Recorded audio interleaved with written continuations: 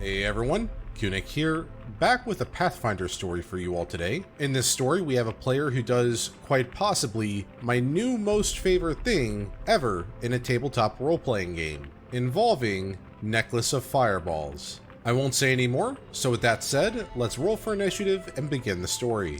Setup. This post can get pretty long if I have to explain mythic levels. Just imagine the piety system from Theros in your set. It's basically the same thing but not explicitly god-tied, and really destroys game balance exponentially. Tier 10 is the highest you can go, which is crazy powerful. We were an 8 to 9 or so crew of players meeting online thanks to our World of Warcraft guild. Our DM, incidentally the raid leader, has a homebrew he's been adding onto throughout the years of his time playing D&D and other games. It was about as high fantasy as you can get, minus copyright infringement because we all have some semblance of creativity to be original. We meet online as all of us live in different parts of North America. Given the large influx of players, our DM had to create very specific and meticulous encounters, so each combat felt more in-depth, and were always a hike up in difficulty. We would do milestones, and these milestones would include gold total to make up for there not being any loot from encounters. Unless story specific, of course. The incident. One of our party members in particular made the story of the table with what he ended up doing on the final encounter of the entire campaign. This was no means a success story for the encounter. Let's call him Z. The party and Z were in a dome with the big bad evil guy. The big bad evil guy was then in another dome that was essentially invulnerable to everything, and we had to deal with 4 crazy and different kinds of elementals. One of which was a gravity elemental, which is a thing and is freaking awesome, by the way. That's the only reason I'm mentioning it. One of the other elementals managed to deal some form of fire damage to Z. Z just starts laughing, saying he needed the DM to make some saving throws because he revealed he had some necklaces of fireballs. DM says, "Wait, you do?"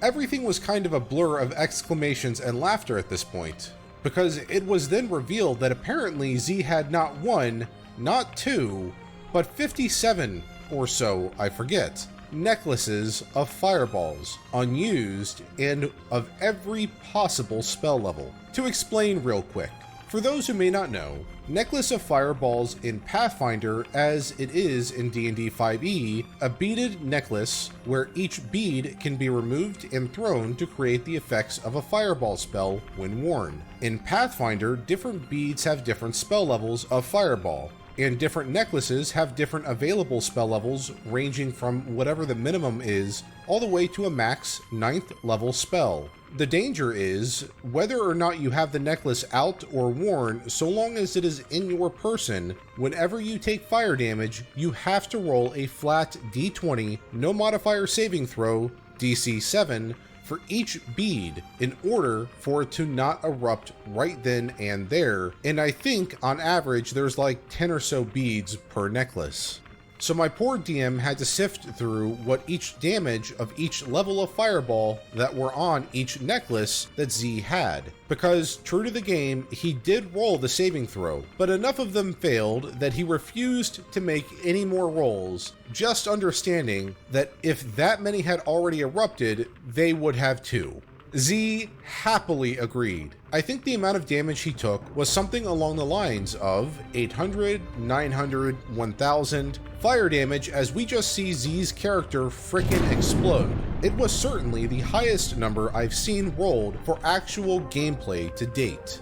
Fortunately, nobody else but an elemental that was immune to fire damage was in the blast. Unfortunately though, Z was just gone without a trace. And because we were in a vacuum, the DM said that the explosion was so intense and so strong that all breathable air went missing for maybe 10 minutes or less. Many of us had the ability to not worry about needing to breathe, because mystic powers, but ultimately combat went on. Combat ended when our sorceress used a very, very clever wish spell, and we closed the game by going into a cryo chamber for an upcoming sci-fi based sequel game. Z would later come back to life thanks to a mythic power he had, which just brings him back to life if he would be slain in combat, in some random spot a little ways from where he died after some time went by. The conclusion. So the thing that happened was he started buying these necklaces of fireballs because he as a player felt like he didn't need to buy any more equipment to be optimal. So he just started stacking up necklaces of fireballs. He started doing this at like level 8 or so, and the final encounter was when we were at level 20 Mythic Tier 10. He somehow had managed all this time to not take any fire damage, which is crazy considering at some point we were in a volcano, had a couple of dragon encounters, and fought spellcasters that used fire magic, each on different occasions since then. My wife and I talk about it to this day, and probably many more years to come because it left an impression so hard on us that it was just such a good moment. And it's moments like those that truly transcend the boundary of the brand in tabletop games. End post. I don't know what to say. That was glorious. Amazing. I would say maybe as a player you should be a bit more considerate as to what you're buying, especially if there is such a devastatingly bad downside to the weapon or item you're buying. But given that they were nay immortal, it doesn't seem like such a bad thing, only that it started at level 8, and I can almost guarantee they weren't immortal at that point in time. But yeah, I'm just tickled by this. For those of you that have been on Discord, you'll know that I've been playing Path of Exile lately, and what is related to this is that I've been playing a character that just spits out fireballs left and right. I think I clocked it in at a couple of hundred fireballs per second if I get a really good pack of enemies that I'm fighting. So reading this story just really warmed my heart. Anyhow, that's all for this story. If you liked it and you want to see more videos just like this, be sure to hit that subscribe button and bell notification icon to be notified of future videos. As always, the source of the video is in the description below, and don't forget we do have a Discord server, so feel free to hop on there to chat with me more directly. Anyhow, while you wait for a new video to come out from my channel, here are a few related videos that you can watch in the meantime.